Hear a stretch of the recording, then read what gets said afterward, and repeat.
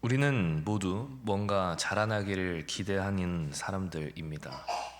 씨앗이 땅을 뚫고 올라오기를, 아이의 키가 크기를, 꿈이 현실이 되기를. 믿음도 그렇고, 사랑도 그렇고, 소망도 그렇습니다. 어제보다 오늘, 그리고 오늘보다 내일 조금씩 깊어지고 넓어지는 것들을 우리는 소망합니다. 바울은 먼저 감사한다고 말하고 있습니다. 믿음이 자라고 서로 사랑함의 풍성함을, 또 견디는 박해와 환난 중에서의 인내와 믿음이 자란다고 하는 것은 단순히 지식이 늘어나는 것이 아닙니다. 하나님을 향한 신뢰가 깊어지는 것입니다. 서로 사랑함이 풍성하다. 이 사랑이 풍성해진다는 것 역시도 감정이 커지고 깊어지는 것이 아니라 서로를 향한 헌신이 더 넓어지는 것입니다. 세상은 이야기합니다. 빨리 자라나야 한다. 더 많이 올라가야 한다. 더 높이 올라가야 하고 더 많이 소유해야 한다. 하지만 하나님의 방식은 다릅니다. 더 깊게 자라가야 한다. 더 함께 더불어 자라가야 한다. 사랑으로 자라나야 한다고 말씀하십니다. 우리 안에도 자라나는 것들이 있습니다. 보이지 않아도, 느껴지지 않아도 하나님께서 우리 안에 심겨주신 씨앗들이 조용히 그리고 꾸준히 뿌리 내리고 있습니다.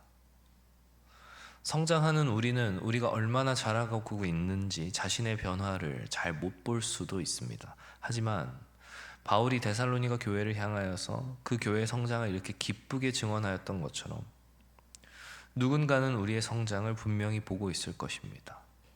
하나님은 확실하게 보고 계실 것입니다. 자라나는 것들은 서두르지 않지만 하지만 멈추지도 않습니다. 본문 6절 보니까 이렇게 되어 있습니다. 환난 주는 자에게 환난으로 갚으시겠다. 환난 받는 너희에게 안식으로 갚으시겠다. 우리 눈에 봤을 때 겉보기에는 반대인 것 같습니다. 근데 하나님께서 역으로 갚아주시겠다는 것입니다.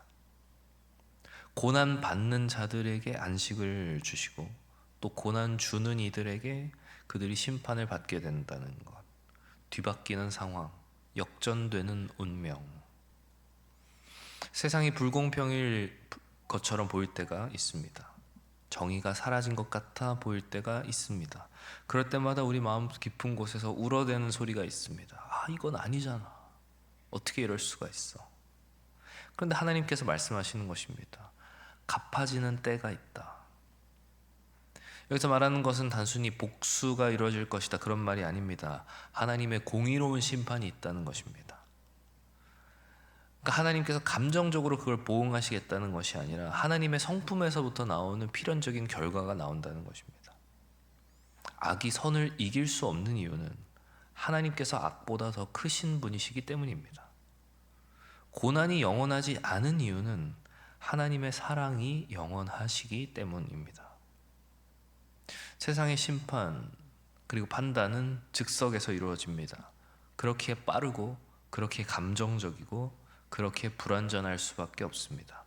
하지만 하나님의 심판은 다릅니다. 완전하고 공의롭고 그리고 회복하는 심판입니다. 그래서 세상의 복수는 상처를 남기지만 하나님의 정의는 회복을 가져오는 것입니다. 하나님 다 보고 계십니다. 하나님 다 기억하고 계십니다. 하나님께서는 행동하실 것입니다. 우리가 흘린 눈물 한 방울도 하나님께서는 놓치지 않으실 것입니다. 기다리는 것이 때로는 힘겹습니까? 하나님이 내 인생에 너무 침묵한 것 같으십니까? 하나님의 때가 우리의 때가 다르기 때문입니다.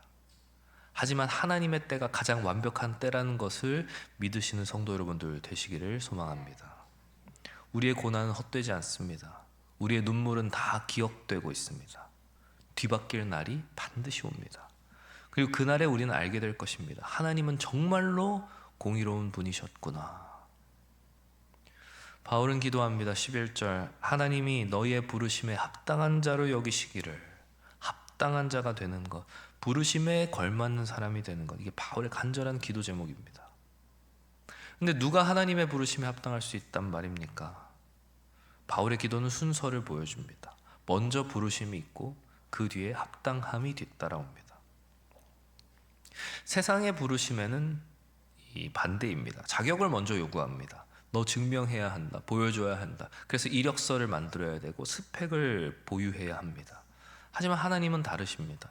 먼저 사랑하고 먼저 부르시고 그 다음에 합당하라 요구하십니다.